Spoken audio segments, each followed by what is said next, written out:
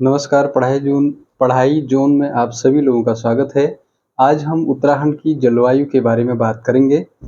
उत्तराखंड की जलवायु को समझने से पूर्व हम कुछ जलवायु से संबंधित कुछ कॉन्सेप्ट को समझेंगे। उसी कॉन्सेप्ट में समझ के और उसी कॉन्सेप्ट को हम उत्तराखंड की जलवायु से कोरिलेट करके पढ़ेंगे।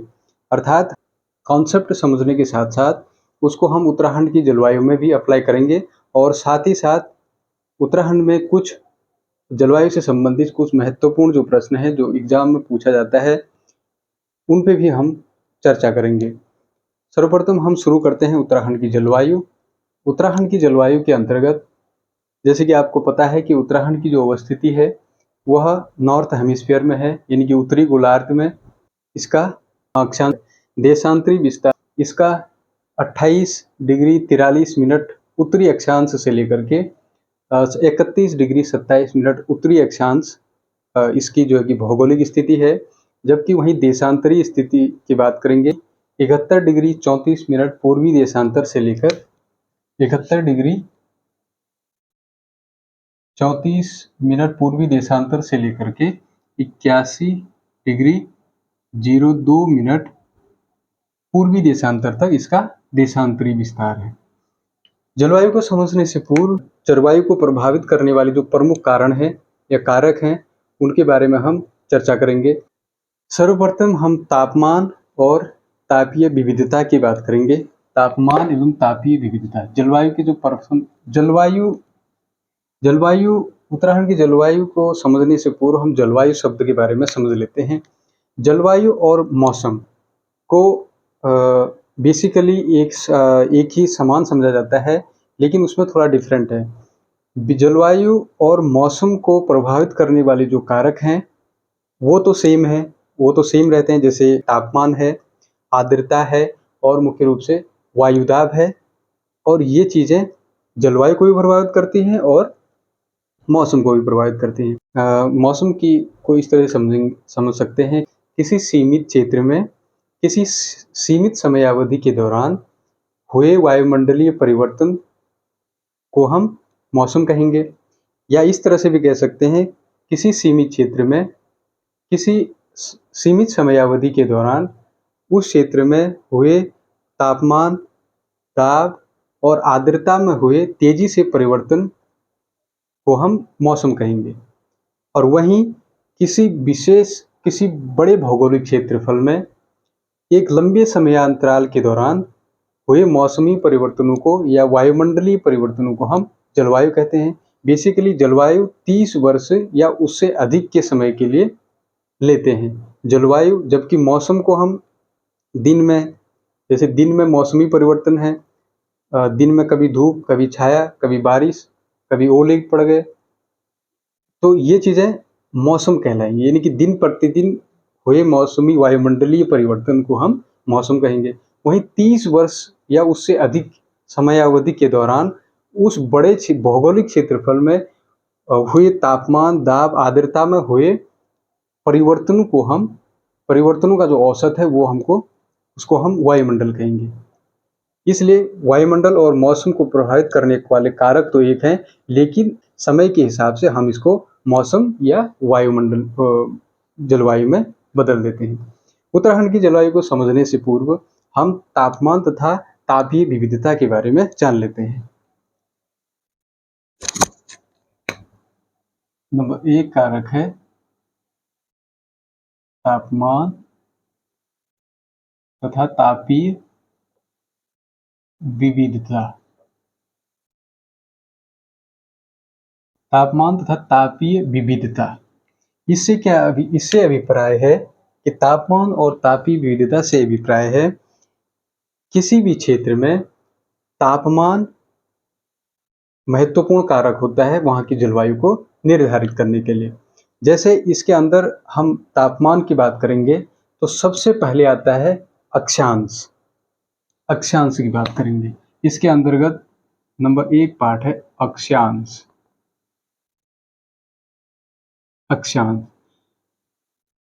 तापीय तथा तापीय विविधता के अंतर्गत हम उत्तराखंड के परिप्रेक्ष्य में पढ़ रहे हैं, लेकिन जलवायु को निर्धारित करने वाले जो प्रमुख कारक है वो तापमान है। तापमान में भी परिवर्तन प्रभावित करने वाला एक जो कारक है वो है अक्षांश। अक्षांश रेखाएं वह रेखाएं होती हैं ग्लोब पर पूर्व से पश्चिम खींची गई रेखाएं होती हैं। अर्थात ये अक्षांश से अभिप्राय है कि जब ये पृथ्वी है, पृथ्वी ये हमारा भूमध्य रेखा 0 डिग्री विषुवत रेखा, विषुवत रेखा ये 23.5 डिग्री नॉर्थ लेटीट्यूड और ये 23.5 latitude south latitude, 23.5 degree south latitude. ये हमारा 23.5 डिग्री साउथ लेटीट्यूड है, ये नॉर्थ पोल है और ये साउथ पोल है। सूर्य की स्थिति, ये सूर्य की स्थिति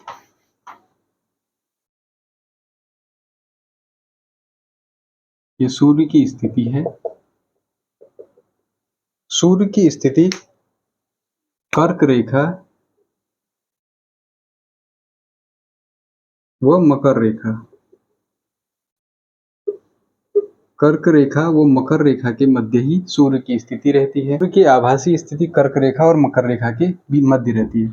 सूर्य की रोशनी विषुवतरेखीय क्षेत्रों में यानी कि इस क्षेत्रों में लंबवत पड़ती है, जिससे कि वहां का तापमान अधिक रहता है। तुलनात्मक रूप से सूर्य की रोशनी विषुवत रेखा से ऊपर मतलब पोल की ओर जाने पर, ध्रुवों की ओर जाने पर सूर्य की रोशनी तिरछी पड़ना शुरू हो जाती है, जिससे वो ज्यादा क्षेत्रफल में फैल जाती है, जिससे उसकी ताप की जो सूर्य की रोशनी की जो तीव्रता है वह उतनी नहीं रह जाती है जितना कि भूमध्य रेखीय क्षेत्रों में सूर्य की स्थिति रहती है।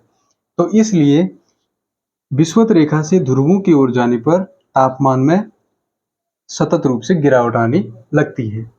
इसी परिप्रेक्ष्य में इसी को हम अप्लाई करेंगे उत्तराखंड की उत्तरी गोलार्ध में। उत्तराखंड की स्थिति है ये 28 डिग्री 34 मिनट उत्तरी अक्षांश से लेकर 31 डिग्री 27 मिनट उत्तरी अक्षांश इसका विस्तार है। इसलिए सूरज की जो रोशनी है भूमध्य रेखा से नॉर्थ और साउथ जाने पर सतत कम होती रहती है, जिससे कि 23.5 कर्क और मकर रेखा पर सूर्य की जो रोशनी है या सूर्य तप है वह कर्क और मकर रेखा पर इसका केवल 75% सूर्य तप ही प्राप्त हो पाता है। यानी कि अगर भूमध्य रेखा पर सूर्य तप जितना प्राप्त हो रहा है उसका अगर कर्क और मकर रेखा में चले जाएंगे ध्रुवों की ओर तो उसका 75% ही यहाँ पर सूर्य तप की प्राप्ति हो पाती है। वहीं आर्कटिक और अंटार्कटिक जो वृत्त है वहां पर यही तापमान भूमध्य रेखा के 50% के बराबर रह जाता है। वहीं जब नॉर्थ और साउथ पोल में पहुंचेंगे तो वही तापमान भूमध्य रेखा की तुलना में 40% रह जाता है।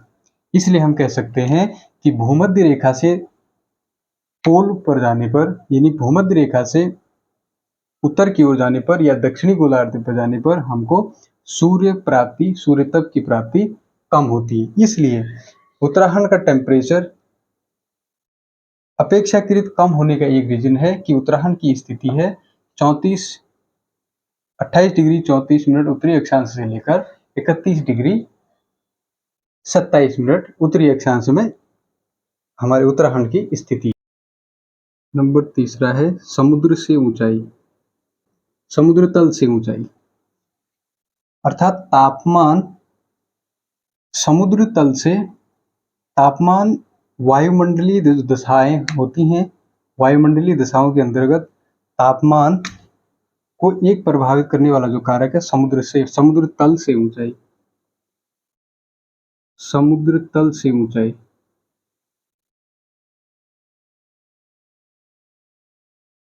समुद्र तल से ऊंचाई अर्थात समुद्र तल से ऊंचाई, जैसे कि हम लोग सब जानते हैं कि ऊंचाई बढ़ने पर तापमान में क्रमशः गिरावट आने लगती है। जिसे कह सकते हैं कि समुद्र तल से 165 मीटर की ऊंचाई पर जाने पर तापमान में 1 डिग्री सेंटीग्रेड की कमी आती है। अर्थात प्रत्येक 165 मीटर की ऊंचाई पर तापमान 1 डिग्री सेंटीग्रेड कम हो जाता है, जिस कारण से जो पर्वतीय क्षेत्र हैं, पर्वतीय जो क्षेत्र हैं, पर्वत चोटियां हैं, वो पर्वतीय क्षेत्र में जैसे तल की अपेक्षा पर्वतीय जो घाटी है, घाटी की अपेक्षा पर्वत की ऊंचाई वाले भागों का तापमान कम होता है। यानी घाटी का तापमान अधिक होगा तुलनात्मक रूप से पर्वत चोटियों की। पर्वत चोटियों की तुलना में घाटी का तापमान अधिक होगा, क्योंकि घाटी से क्रमशः ऊपर बढ़ने पर तापमान में कमी आने लगती है। इसलिए ताप ह्रास दो तरह से हमने देख लिया। एक तो सूर्य की आभासी स्थिति, यानी कि विषुवत रेखा से ध्रुवों की ओर जाने पर तापमान में कमी आने लगती है। वहीं हमने देखा कि समुद्र तल से ऊंचाई पर बढ़ने पर, यानी कि समुद्र तल से ऊंचाई पर स्थित जो भूखंड हैं, वह तापमान में ताप ह्रास का अनुभव करते हैं। जैसे समुद्र तल से ऊंचाई पर, इसका एक बढ़िया सा एग्जाम्पल है कि समुद्र तल से ऊंचाई पर जाने पर तापमान में कमी आने लगती है। इसका सबसे अच्छा उदाहरण है, यानी कि समुद्र तल से क्रमशः ऊंचाई पर जाने पर तापमान में गिरावट आनी शुरू होती है। इसका एक लेटेस्ट एग्जाम्पल है साउथ अमेरिकी जो महाद्वीप है। साउथ अमेरिकी महाद्वीप में एक देश है जिसका नाम है इक्वाडोर।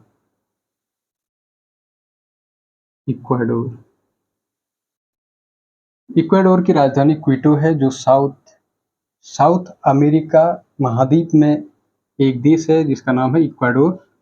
इक्वाडोर की राजधानी क्विटो है, क्योटो। इक्वाडोर की राजधानी क्विटो है। इक्वाडोर की राजधानी क्विटो है। क्विटो है और इक्वाडोर का एक अन्य शहर है जिसका नाम है गुआयाक्विल।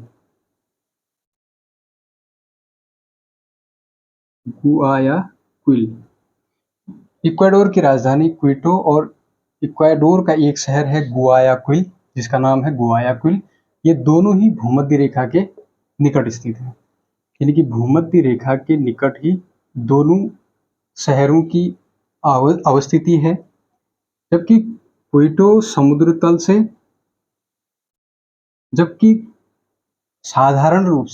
सामान्यतः भूमध्य या विषुवतीय रेखीय क्षेत्रों में अवस्थित जो भी स्थान है वहां पर गर्म होगा, वहां पर गर्मी अधिक होगी, वहां की समकारी जलवायु होगी। लेकिन इस केस में ऐसा नहीं है। भूमध्य रेखीय क्षेत्रों में दोनों जगह का जो तापमान है, क्योंकि एक ही विषुवत रेखीय क्षेत्रों में ही अवस्थित है, दोनों स्थान विषुवत रेखा के आसपास स्थित है, इसलिए दोनों का जो तापमान है वो समान होना चाहिए। लेकिन ऐसा नहीं है। क्विटो का तापमान 13.3 डिग्री सेंटीग्रेड है, वहीं गुआयाक्विल का तापमान 25.2 डिग्री सेंटीग्रेड के आसपास इसका तापमान है। इसका एक ही कारण है, क्योंकि क्विटो समुद्र तल के निकट स्थित है, वहीं गुआयाक्विल की जो ऊंचाई है वह अधिक है। ये मान लो ये समुद्र तट है, समुद्र तल है और क्विटो की स्थिति ये है और गुआयाक्विल की स्थिति ये है। अर्थात गुआयाक्विल की तुलना में क्विटो समुद्र तल के निकट स्थित है, इसलिए यहाँ का तापमान में विविधता पाई जाती है। समुद्र तल से ऊपर को जाने पर तापमान में क्रमशः गिरावट आने लगती है, क्योंकि उत्तराखंड की जो स्थिति है वो समुद्र तल से इसका जो सबसे निचला हुआ पॉइंट है वो 198 मीटर है।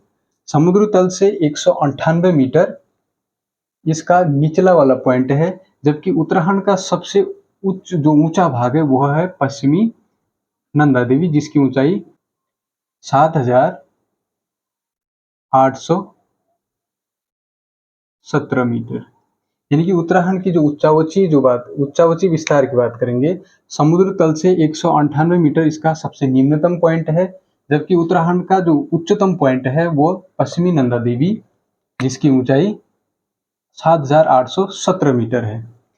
अर्थात समुद्र तल से ऊपर को जाने पर तापमान में हमको गिरावट आने लगती है, क्योंकि समुद्र तल से सबसे नजदीक वाला पॉइंट उत्तराखंड का 198 मीटर और सबसे उच्च पॉइंट 7,817 मीटर इसका सबसे उच्चतम बिंदु है। इसलिए भी तापमान में यहाँ पर कमी आने लगती है। इसलिए मध्य हिमालय, शिवालिक, मध्य और ग्रेट हिमालय, क्योंकि उत्तराखंड के दक्षिण से उत्तर जाने पर जो विभिन्न पर्वत श्रेणियां हैं, शिवालिक हिमालय, मध्य हिमालय और महान हिमालय है, उसकी ऊंचाई भी क्रमशः बढ़ती जाती है।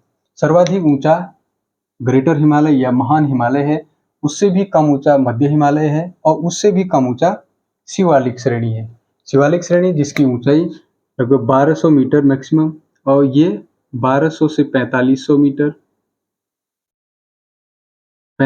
मीटर और ग्रेट हिमालय 4500 मीटर से लेकर के 78-17 मीटर तक इसकी ऊंचाई है। अर्थात इसीलिए क्योंकि समुद्र तल से ऊंचाई पर जाने पर तापमान में गिरावट आने लगती है, इसी कारण शिवालिक हिमालय में अधिक तापमान पाया जाता है।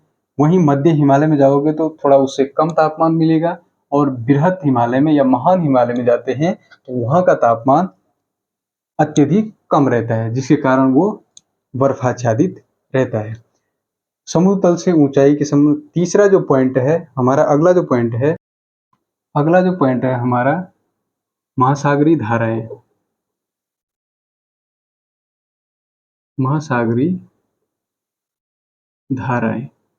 महासागरीय धाराएं भी तापमान को प्रभावित करती हैं। महासागरीय धाराएं भी सतत रूप से प्रवाहमान रहती हैं, सतत रूप से महासागरीय धाराएं चलती रहती हैं। जैसे गल्फ स्ट्रीम की धारा है, लेब्राडोर की धारा है, कैनारी की धारा है, ऐसे तमाम जो धाराएं हैं उनकी अलग अलग प्रवृत्ति है। कोई गर्म जल धारा है तो कोई ठंडी जल धारा है। उससे क्या होता है कि जो समुद्री क्षेत्रों के समुद्र तट वाले जो क्षेत्र हैं, समुद्र के तटों से लगे हुए वाले जो क्षेत्र हैं, वो क्षेत्र उन महासागरीय धाराओं की प्रवृत्ति या प्रकृति के अनुसार उनको उस तट को प्रभावित करते हैं। समुद्र में अगर गर्म जल धाराएं बहेंगी तो वहाँ का जो स्थलीय तापमान है वो भी गर्म होने लगेगा। यानी कि जैसे कैनारी की धारा है, जैसे आपको गल्फ स्ट्रीम की धारा है, फ्लोरिडा के तट पर गल्फ स्ट्रीम की धारा जो गर्म जल धारा है वह बहती है, तो गल्फ स्ट्रीम की धारा बहने के कारण फ्लोरिडा का तट भी गर्म रहता है। वहीं जो ठंडी जलधारा जो बहती है, ठंडी जलधारा उस समुद्र तटीय क्षेत्र को भी ठंडा कर देगी। तो इसलिए तापमान को प्रभावित करने वाला जो कारक है एक महासागरीय धाराएं हैं। लेकिन उत्तराखंड के परिप्रेक्ष्य में, हम राज्य के परिप्रेक्ष्य में देखेंगे तो समुद्र यहाँ से काफी दूर है, उसका जो समकारी प्रभाव है उत्तराखंड पर देखने को नहीं मिलता, क्योंकि उत्तरी भारत में समुद्री क्षेत्र जलवायु की जो प्रकृति है वो देखने को नहीं मिलती।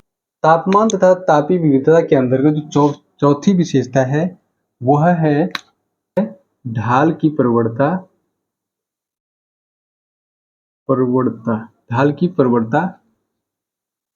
तथा सूर्य के संदर्भ में उसकी दिशा। ढाल की प्रवणता से अभिप्राय है कि वह विशेष स्थलखंड, उसकी ढाल किस प्रकृति की है, हल्की स्लोप वाली ढाल है या फिर तीव्र स्लोप वाली ढाल है। स्लोप यानी कि कम ढाल वाला है कि तीव्र ढाल वाला है, उससे संबंधित है ढाल की प्रवणता। और सूर्य के संदर्भ में उसकी स्थिति का अभिप्राय है कि वह विशेष पर्वत श्रेणी या पर्वत चोटी या पर्वत श्रेणी की सूर्य की स्थिति में सूर्य के परिप्रेक्ष्य में क्या स्थिति रखता है। जैसे कि हम देखते हैं कि उत्तराखंड की जो प्रमुख पर्वत श्रेणियां हैं, जैसे शिवालिक, मिडिल हिमालय और ग्रेट हिमालय। शिवालिक, मिडिल हिमालय और ग्रेट हिमालय, ये सूर्य की स्थिति के अनुसार इसकी ढाल यानी कि इसकी स्थिति क्या है, अर्थात सूर्य की जो किरण है, सूर्य की रोशनी है, सूर्य का जो तप है, सूर्य के ताप है, इन श्रेणियों के दक्षिणी ढाल सूर्य का सबसे अधिक तप प्राप्त करते हैं।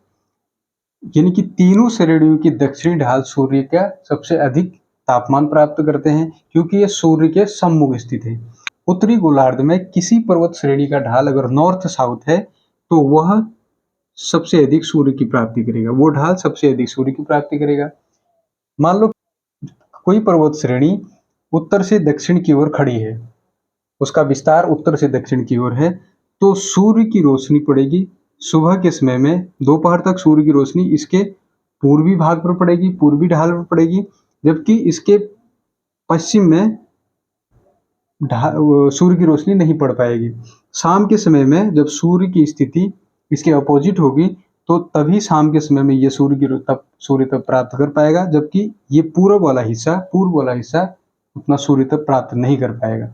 इसलिए हिमालय की जो पर्वत श्रेणियां हैं उसके दक्षिणी ढाल सूर्य के सम्मुख हैं, इसलिए वो अधिक सूर्य तप प्राप्त करते हैं, जबकि इनके जो उत्तरी ढाल हैं वह कम सूर्य तप प्राप्त करते हैं, क्योंकि वह सूर्य की स्थिति से अपोजिट साइड में स्थित है। इसलिए सूर्य के संदर्भ में उसकी दिशा, पर्वत श्रेणी की दिशा भी वहां की जलवायु को निर्धारित करने में महत्वपूर्ण कारक रखता है, क्योंकि तापमान जलवायु को निर्धारित करने वाला सबसे प्रमुख कारण है।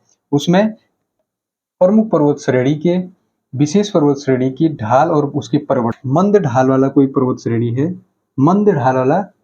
श्रेणी है तो वो वाला हिस्सा, मंद ढाल वाले हिस्से में सूर्य तप की प्राप्ति अधिक होगी, जबकि जो तीव्र ढलान वाला है वो सूर्य तप को उतना प्राप्त नहीं कर पाएगा जितना कि मंद ढाल वाले। यानी कि इस ढाल की प्रवणता और सूर्य के संदर्भ में उसकी स्थिति भी महत्वपूर्ण कारक है। उत्तरी गोलार्ध के पर्वत श्रेणियों के दक्षिणी ढाल अधिक सूर्य तप प्राप्त करते हैं, अधिक तापमान प्राप्त करते हैं। यही कारण है कि उत्तरी गोलार्ध की पर्वत श्रेणियों के दक्षिणी ढालों पर मानवीय आवास और कृषि गतिविधियां पाई जाती हैं, वहीं इनके उत्तरी ढाल पर वृक्ष आवरण का आधिक्य पाया जाता है। सीधे क्वेश्चन पूछा जा सकता है, एक अप्लाइड क्वेश्चन बन सकता है यहाँ से कि उत्तरी गोलार्ध में पर्वत श्रेणियों के दक्षिणी ढाल पर मानवीय आवास अधिक पाया जाता है और कृषि कार्य भी पर्वत श्रेणियों के दक्षिण ढालों पर संकेंद्रित है। इसका कारण बताएं। 4 ऑप्शन दे देगा, उसमें से आपको टिक करना होगा। एक कारण ये है कि सूर्य तप की अधिक प्राप्ति भी उसके पीछे एक कारण है।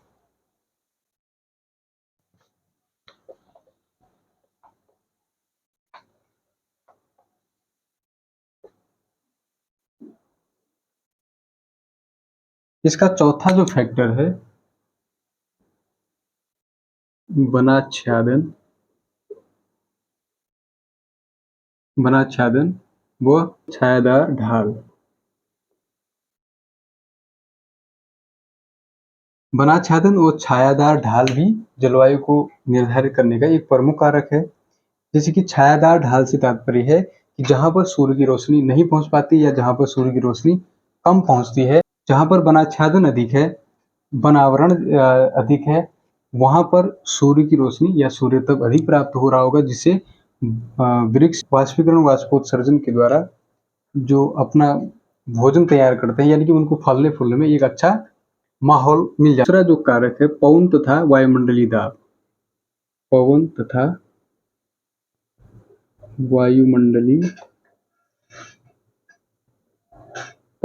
वायुमंडलीय दाब। हमारा वायुमंडल मुख्य रूप से धूल कण, गैस और जलवाष्पों का कंपोजिट फैक्टर है। जिसको हम वायुमंडल कहते हैं। वायुमंडल अपने भार के कारण पृथ्वी के धरातल पर जो बल डालता है उसको वायुदाब कहते हैं। यानी कि पृथ्वी के धरातल पर वायुमंडल जो बल डालता है उसको ही वायुदाब कहते हैं।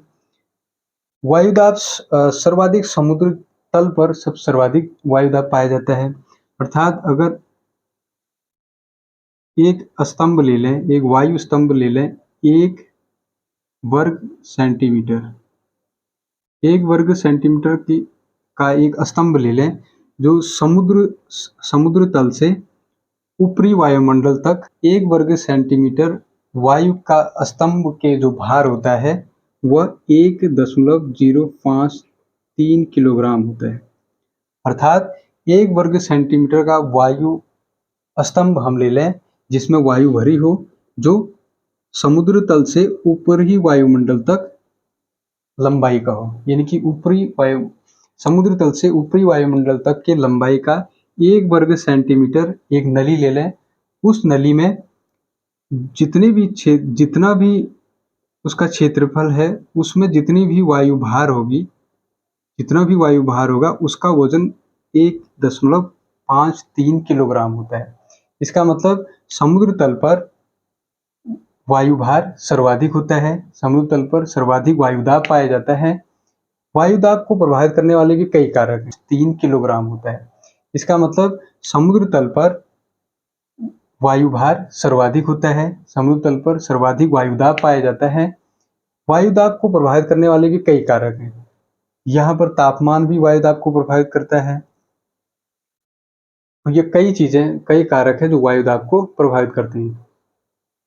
यानी सीधी बात है, वायुदाब वायुमंडल अपने भार के कारण धरातल पर जो बल लगाता है उसको वायुदाब कहते हैं।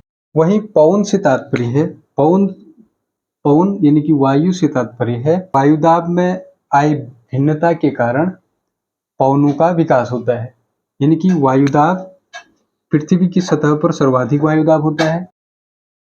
तापमान में परिवर्तन वायुदाब में अंतर लाता है। अर्थात तापमान में परिवर्तन से वायुदाब में भी परिवर्तन हो जाता है। जिसे हम कह सकते हैं कि तापमान वो वायुदाब में विपरीत संबंध होता है। वायुदाब और तापमान में विपरीत संबंध होता है। अर्थात अगर वायुदाब कम है, अगर तापमान कम है तो वायुदाब अधिक होगा। अगर तापमान अधिक है तो वायुदाब कम हो जाएगा। पृथ्वी की सतह पर जो वायु का जो घनत्व है वह अधिक रहता है। इसको इस तरह से भी कह सकते हैं, पृथ्वी की सतह पर वायु जो है सघन रहती है। सघन वायु, पृथ्वी की सतह पर वायु सघन रहती है। जैसे जैसे हम पृथ्वी से ऊपर चले जाते हैं, ऊपर की ओर जाते हैं तो वायु विरल होने लगती है। वायु विरल होने लगती है। अर्थात पृथ्वी का वायुमंडल, जो वायुमंडल है हमारा, वो नीचे से ऊपर की ओर गर्म होता है। अर्थात सर्वाधिक तापमान पृथ्वी की सतह पर मिलेगा और उससे कम तापमान क्रमशः ऊपर की ओर बढ़ने पर कम होते रहेगा। और वहीं पृथ्वी की सतह से ऊपर जाने पर वायुदाब भी कम होना शुरू हो जाएगा और ऊपर जाने पर तापमान भी कम होगा। तापमान और वायुदाब में विपरीत संबंध पाया जाता है। हमने ये कहा क्योंकि अगर तापमान अधिक होगा तो वायुदाब कम होगा। जैसे भूमध्य रेखीय क्षेत्रों में अधिक तापमान पाया जाता है, वहीं वहां का वायुदाब कम होता है। इसलिए वायु जो पवन है, तापमान के कारण वायुमंडलीय दाब में आए परिवर्तन के कारण पवनों का विकास होता है। जैसे पवनें उच्च वायुदाब से निम्न वायुदाब की तरफ बहना प्रारंभ कर देते हैं। तापमान के कारण हवा के घनत्व में परिवर्तन होता है। अगर यदि किसी सतह का तापमान अधिक है तो वहां वायु के जो पार्टिकल हैं वो गर्मी के कारण, तापमान के कारण वो हल्के होने लगते हैं और हल्के होकर ऊपर की ओर उठना शुरू कर देते हैं। क्योंकि तापमान अधिक है, तापमान अधिक होने के कारण हवा के जो पार्टिकल्स हैं वो गर्म हो जाते हैं गर्म होने के बाद वो हल्के होते हैं और हल्के हो जाते हैं तो वो ऊपर उठने लगते हैं। तो यहाँ की जो वायु राशि है उसको फिल करने के लिए उच्च वायुदाब वाला जो क्षेत्र है, ये हवाएं यहाँ पर आना शुरू हो जाते हैं। ये हवाएं ये वाली इन हवाओं की जगह ले लेती हैं, इसलिए कि भूमध्य रेखीय क्षेत्रों में अत्यधिक तापमान होने के कारण वहाँ वायु के जो कण हैं, जो वायु पार्टिकल्स हैं, जो हवा है, वो संवहनी तरंगों के रूप में बहने शुरू हो जाती है। संवहनी तरंग है वो हल्की होती हैं तापमान अधिक होने के कारण, यानी कि ऐसे कह सकते हैं तापमान अधिक तो वायु के कण, वायु गर्म होती है, वायु गर्म होने से वायु हल्की होती है, हल्की होने के कारण वायु ऊपर उठने लगती है, जिससे कि वहां पर वायु दूसरी जगह से उसका स्थान लेने आती है। हमने कहा कि तापमान और वायुदाब में विपरीत संबंध होता है। वायुदाब को प्रभावित करने वाले और भी कारक हैं, उसमें तापमान प्रमुख है। तापमान वायुदाब को प्रभावित करता है, जबकि वायुदाब में परिवर्तन होने से पवनें चलने लगती हैं, यानी कि पृथ्वी की सतह पर क्षैतिज रूप से चलने वाली जो हवाएं हैं उसको पवन कहते हैं। जैसे मान लो यहाँ पर उच्च वायुदाब है, उच्च वायुदाब, किसी जगह उच्च वायुदाब बन रहा है तो इसका मतलब है वहां का तापमान कम होगा, इसलिए वहां वायुदाब उच्च बन रहा है। एक दूसरी जगह है जहां का निम्न वायुदाब है। एक दूसरी जगह है जहां निम्न वायुदाब है और एक उच्च वायुदाब वाली जगह है। तो अगर निम्न वायुदाब वाला क्षेत्र है तो वहां तापमान अधिक रहेगा, तो वहां तापमान अधिक रहने के कारण वहां की हवाएं ऊपर उठने लगेंगी, गर्म हो जाएंगी, गर्म होने से ऊपर उठेंगी, जिससे वहां पर निम्न वायुदाब का क्षेत्र विकसित होगा। इसलिए जो पवन है वह उच्च वायुदाब से निम्न वायुदाब की ओर बहना शुरू होती है, क्योंकि यहाँ की जो विंड है ये हवा ऊपर उठेगी। यहाँ तापमान अधिक होने के कारण यहाँ की जो परिस्थिति जलवायु है, यहाँ की जो हवा है वो ऊपर उठने लगेगी। इस जगह को भरने के लिए उच्च वायुदाबी क्षेत्रों से निम्न वायुदाबी क्षेत्रों की ओर पवनें बहने लगती हैं। इनकी पवनें पृथ्वी के धरातल पर क्षेत्रीय रूप से बहने वाली हवाएं हैं, जिनको हम पवना कहते हैं। यही कारण है कि भारत में मानसूनी सीजन में उत्तरी भारत यानी कि भारतीय उपमहाद्वीप का तापमान अधिक हो जाता है, जिससे समुद्र का तापमान अपेक्षाकृत कम रहता है, क्योंकि स्थल जल की तुलना में जल्दी गर्म होता है और जल्दी ही ठंडा हो जाता है।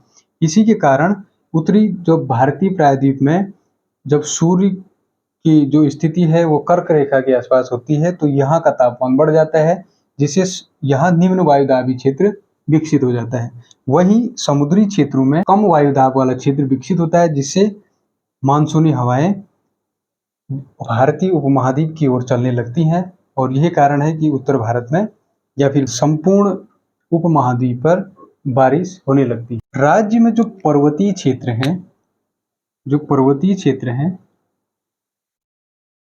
उच्च पर्वतीय क्षेत्रों में सुबह 8 से 9 बजे के आसपास सूर्य की जो रोशनी है वह पर्वतों के ढलानों पर पड़ती है सीधे, यानी कि पर्वतों के ढलान सुबह के समय में पर्याप्त मात्रा में सूर्य तप प्राप्त करते हैं, जिससे वहां पर निम्न वायुदाब का क्षेत्र विकसित होने लगता है। यहाँ पर निम्न वायुदाबी क्षेत्र विकसित होगा सुबह 9 बजे के आसपास।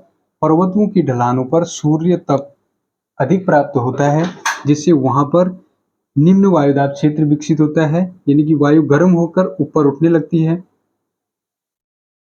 और वहीं तुलनात्मक रूप से घाटियों में उतना तापमान नहीं रह पाता जितना कि पर्वतों की ढलानों पर रहता है, इसलिए घाटियां पर्वतों की ढलानों की अपेक्षा ठंडी रहती हैं। पर्वतों की ढलानों की अपेक्षा घाटियां ठंडी रहती है, जिसके कारण यहाँ पर उच्च वायुदाब विकसित होता है। उच्च वायुदाब यहाँ पर निम्न वायुदाब, यहाँ पर निम्न वायुदाब ये सुबह का समय है, यानी कि प्रातः काल 9 बजे के आसपास का समय, जिससे कि निम्न वायुदाबी क्षेत्र विकसित होने के कारण पवनें जो है कि पर्वतीय ढालों से ऊपर उठना शुरू कर देते हैं। यानी कि यहाँ से पवनें अधिक ताप प्राप्त करते हैं, जिससे वो हल्की होकर ऊपर उठती हैं और यहाँ निम्न उच्च वायुदाबी क्षेत्र विकसित होता है, जिससे कि इस स्थान की पूर्ति करने के लिए यहाँ से हवाएं ऊपर की ओर चलने लगती हैं। यानी कि जो दिन का समय है, ये दिन के समय, जो दिन का समय है, हवाएं पर्वतीय घाटियों से ऊपर चोटियों की ओर चलना शुरू कर देते हैं। वही शाम के समय जब रात हो जाती है, सूर्यास्त हो जाता है, तो उस समय घाटियों का तापमान ढालों की तुलना में अधिक होता है। इसलिए क्योंकि कि पर्वत की जो ढालें हैं, वो अपना ताप ह्रास की दर घाटियों की तुलना में अधिक है। पर्वतों की जो ढलान है, वो अपना तापमान जल्दी ही तीव्र गति से त्याग देते हैं। वहीं घाटियों का तापमान उच्च रहता है, यानी कि रात के समय यहाँ का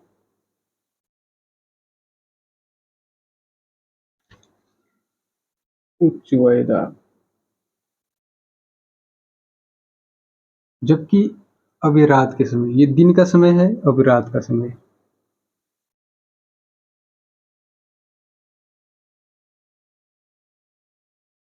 रात्रि के समय क्या होगा, पर्वतों के ढलानों का जो तापमान है वो घाटियों की तुलना में कम होगा। घाटियां अधिक गर्म होंगी, रात के समय में घाटियां अधिक गर्म होंगी और पर्वतों के जो ढलान है वो अधिक ठंडे होंगे। पर्वतों की ढलान अधिक ठंडे होंगे, घाटियां गर्म होंगी, जिससे रात्रि के समय में पर्वतों से नीचे को हवाएं पर्वतों से नीचे उतरना शुरू कर देती हैं।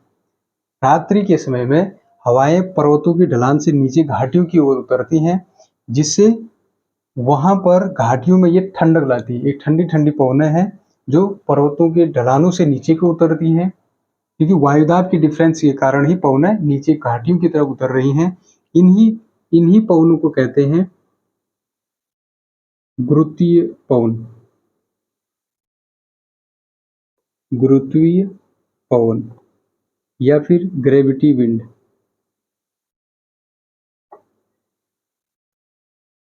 इन्हीं पवनों को गुरुत्वीय पवन या फिर ग्रेविटी विंड कहते हैं। अर्थात रात्रि के समय में वायुदाब में आए डिफरेंस के कारण पर्वतीय ढलानों से घाटियों की ओर वायु उतरने लगती है। इसी को गुरुत्वीय पवन या ग्रेविटी विंड कहते हैं। और यही पवनें बहुत ठंडक ले आते हैं, जिसको घाटी क्षेत्रों में ओस और कुहासा जैसे मौसमी घटनाओं को देखा जा सकता है। राज्य की जो पर्वतीय क्षेत्रों में दिन में जो पवनें हैं, जो दिन के समय जो पवनें हैं,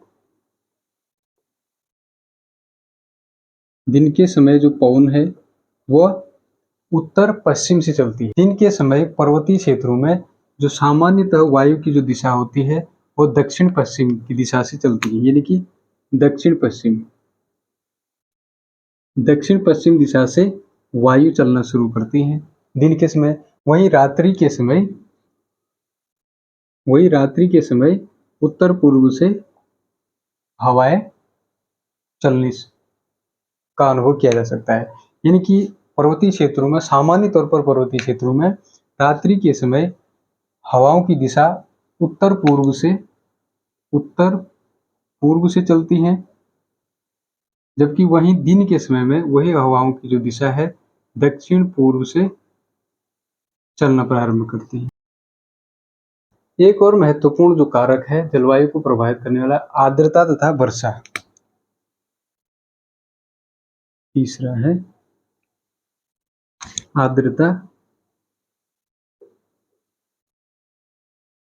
तथा वर्षा। अभी हम इंडियन ज्योग्राफी में ये विस्तार से पढ़ेंगे। आर्द्रता तथा वर्षा भी जलवायु को निर्धारित करने वाली महत्वपूर्ण कारक है। वायुमंडल में 0 से 4% ही आर्द्रता पाई जाती है। यानी कि आर्द्रता से अभिप्राय है वायुमंडल में उपस्थित अदृश्य जो जल है, वायुमंडल में उपस्थित अदृश्य जल में आर्द्रता है। आर्द्रता वायुमंडल में तीनों रूप में हो सकता है। जल के जो तीनों रूप हैं, जैसे वो गैस के रूप में भी हो सकता है जैसे जलवाष्प, और वो ठोस के रूप में भी हो सकता है जैसे हिमकण, और वो द्रव के रूप में भी हो सकता है वर्षा। तो जलवाष्प वायुमंडल में का जो एक कंपोजिट एक भाग है वायु का, वायुमंडल का एक भाग है जलवाष्प। वायुमंडल में जलवाष्प मुख्य रूप से समुद्रों से, नदियों से, झीलों से, तालाब से और हिमखंड हो गया जो ग्लेशियर्स हैं वहाँ से प्राप्त करता है।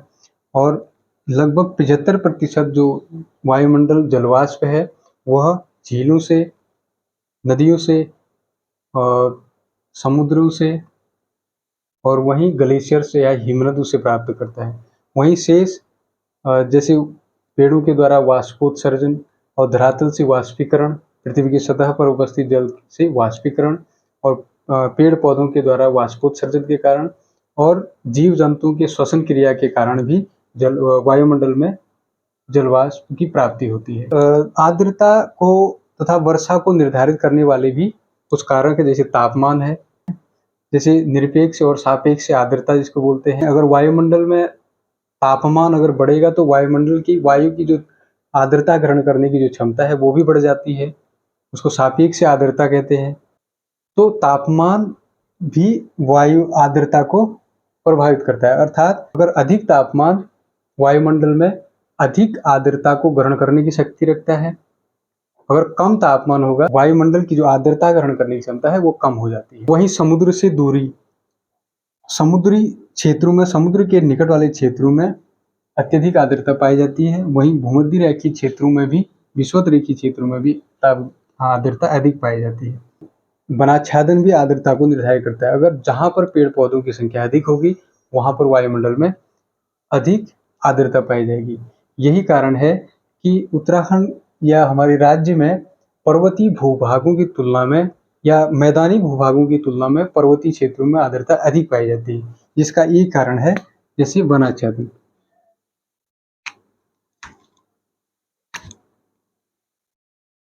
वनाच्छादन वनाच्छादन आर्द्रता को भी निर्धारित करता है। अत्यधिक अधिक वनाच्छादन, जहाँ जिस क्षेत्र में अधिक वन होंगे वहां पर आर्द्रता अधिक पाई जाएगी। यही कारण है कि मैदानी क्षेत्रों की अपेक्षा पर्वतीय क्षेत्रों में आर्द्रता अधिक पाई जाती है, क्योंकि पर्वतीय क्षेत्रों में वनों का आवरण अधिक है। वहीं घाटियों में पर्वत जो घाटियां हैं, घाटियों में वनस्पति आवरण अधिक होने के कारण पर्वत चोटियों की अपेक्षा अधिक आर्द्रता पाई जाती है। इनकी घाटियों में पर्वत चोटियों की अपेक्षा अधिक आर्द्रता पाई जाती है। इसका कारण है वनाच्छादन। घाटियों में वनाच्छादन सर्वाधिक है, अधिक है, तो वहां पर आर्द्रता अधिक पाई जाती है। राज्य में जो वर्षा होती है वह मुख्य रूप से मानसूनी वर्षा होती है। वो वर्षा भी पर्वत श्रेणियों के दक्षिणी ढालों पर ही अधिक वर्षा होती है, क्योंकि भारतीय जो मानसूनी सीजन होता है, भारतीय उपमहाद्वीप में अधिक गर्मी होती है। यानी कि भारतीय महाद्वीप अधिक गर्म होता है तुलनात्मक रूप से सागरों की तुलना में। तो सागरों से जलवाष्प के रूप में हवाएं चलती हैं और वहीं आकर भारत में वर्षा करती हैं। इसी परिप्रेक्ष्य में उत्तराखंड के क्षेत्रों में वर्षा दक्षिण से क्रमशः उत्तर की ओर घटती जाती है। वहीं इसी क्षेत्रों में पूरब से पश्चिम की ओर जाने पर भी वर्षा की मात्रा में कमी आने लगती है, जिसका एक कारण है राज्य बंगाल की खाड़ी वाले शाखा वाले मानसून से अधिक वर्षा प्राप्त करता है तुलनात्मक रूप से अरब सागर की शाखा से। यानी कि मानसूनी सीजन में जो भी मानसूनी हवाएं चलती हैं वो दो शाखाओं में उपमहाद्वीप में आती हैं, एक बंगाल की खाड़ी से और एक अरब सागर से और दूसरी शाखा बंगाल की खाड़ी से। राज्य में सर्वाधिक बारिश बंगाल की खाड़ी वाली शाखा से होती है, इसलिए पूरब से पश्चिम जाने पर वर्षा की मात्रा घटती जाती है। यही चीज भारत के परिप्रेक्ष्य में भी है और यही चीज उत्तरी भारत के मैदानी क्षेत्रों के परिप्रेक्ष्य में भी है और यही चीज उत्तराखंड के परिप्रेक्ष्य में भी यही चीज है। उत्तराखंड में पूरब से पश्चिम की ओर जाने पर वर्षा में कमी आने लगती है, वहीं दक्षिण से उत्तर जाने पर भी वर्षा में गिरावट आती है। राज्य में सर्वाधिक वर्षा नरेंद्र नगर टिहरी में होती है। नरेंद्र नगर टिहरी में 318 सेंटीमीटर, वहीं राजपुर में भी 318 सेंटीमीटर बारिश होती है। वहीं टिहरी में 242 सेंटीमीटर बारिश होती है। अर्थात सर्वाधिक नरेंद्र नगर टिहरी, फिर राजपुर भी टिहरी में है, यहाँ तो सेम लगभग बारिश की मात्रा वार्षिक बारिश सेम है और टिहरी में 242 सेंटीमीटर। राज्य में सबसे कम बारिश टिहरी में सबसे कम बारिश होती है। सबसे कम बारिश टिहरी में 98 सेंटीमीटर व श्रीनगर में 93 सेंटीमीटर बारिश होती है। यानी टिहरी में 98 और श्रीनगर में 93 सेंटीमीटर बारिश होती है। ऋतु विभाजन के दृष्टिकोण से यानी कि राज्य में मार्च से लेकर जून, जैसे ग्रीष्म काल को राज्य में खरसू या रूढ़ी के नाम से जाना जाता है, जो मार्च से लेकर जून तक होता है। फिर मानसूनी काल आता है। मानसूनी समय जो जुलाई से मानसूनी को राज्य में चौमास भी कहते हैं या वर्षा ऋतु, तो मुख्य रूप से जुलाई से लेकर सितंबर तक मानसूनी सीजन रहता है। और वहीं जो शीत ऋतु है वो उसको कहते हैं राज्य में स्योद। शीत ऋतु को राज्य में स्योद के भी नाम से जाना जाता है। बेसिकली राज्य में स्योद या शीतकाल अक्टूबर से लेकर मार्च तक रहता है। अक्टूबर से लेकर मार्च तक स्योद यानी कि शीतकाल की स्थिति रहती है।